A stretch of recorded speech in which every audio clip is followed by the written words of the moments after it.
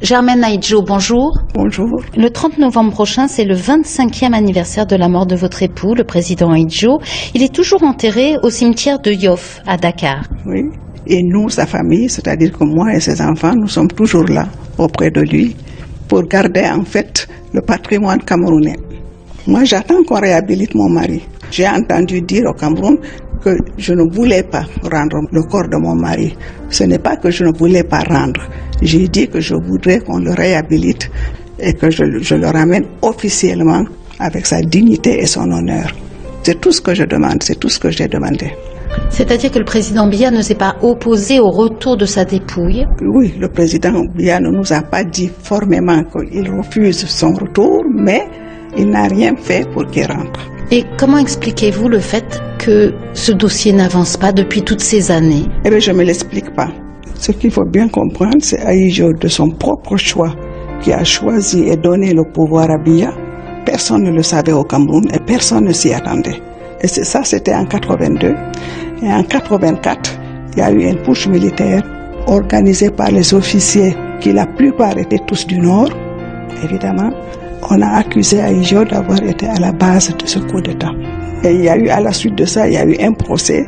Le président Aïdjo a été condamné à mort. Il a été condamné par contumace? Oui, il a été condamné par contumace avec exécution sur la place publique, enfin bref, tout ce qui s'ensuit sur un procès fictif en fait, une parodie de procès.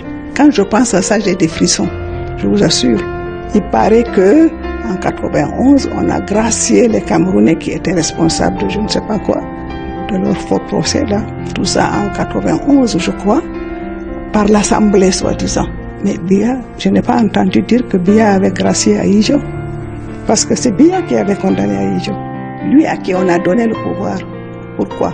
Mais il y avait certainement de la rancune derrière, il y avait certainement de la jalousie, il y avait, je ne sais pas. Et c'est pour ça que ça n'avance pas? C'est une des raisons? Je suppose que c'est pour ça que ça n'avance pas. Il y a eu pourtant des médiations? Je suis sûr que le président Houphouët a fait des médiations, le président Abdou Diouf certainement, puisque lui nous avait chez lui, et le président Zinsou, et ça n'a rien donné. Est-ce que vous êtes rentré au Cameroun? Non, je ne suis pas rentré au Cameroun. D'abord, je n'ai pas les papiers camerounais qu'on avait confisqués, qu'on ne m'a pas remis officiellement. Et ensuite, il n'est pas question que je rentre au Cameroun sans que le corps de mon mari soit devant. Et moi derrière pour accompagner ses restes, comme lui-même l'a désiré. Il avait demandé que tant que les choses ne seraient pas remises dans l'ordre, qu'il préférait qu'on attende un peu. Et que le jour qu'il rentrerait au Cameroun, comme chacun veut être enterré dans son pays natal, que moi, sa femme, je devrais raccompagner ses restes. Donc il a désiré, il l'a écrit au président Abdou Diouf. Hasard du calendrier, Paul Biya devrait être à Dakar ce 30 novembre prochain pour le 15e sommet de la francophonie. Et même s'il était, je ne sais pas ce qu'il dirait ou ce qu'il ferait. Il y a quelque chose qui va être symbolique pour vous? Non, ça ne change rien pour moi, sinon que j'irai prier sur sa tombe. Mais je ne m'attends rien du Cameroun maintenant. J'ai l'arrière-petite-fille maintenant.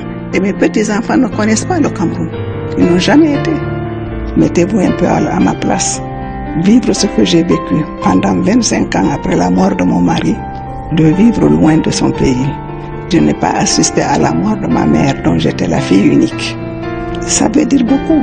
Je ne pense pas que j'ai mérité et l'exil et l'humiliation et l'oubli des gouvernants de mon pays. Je ne pensais pas.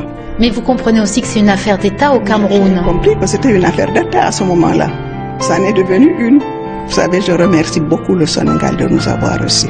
Nous n'étions pas exilés, nous étions venus en tant qu'amis parce qu'on avait une maison à Dakar. Vous savez, je ne me fais aucune illusion. Je sais que ça se fera. Même d'ici des décennies, après Biya peut-être, quelqu'un qui viendra, qui comprendra, le fera. Le fera ce que j'attends.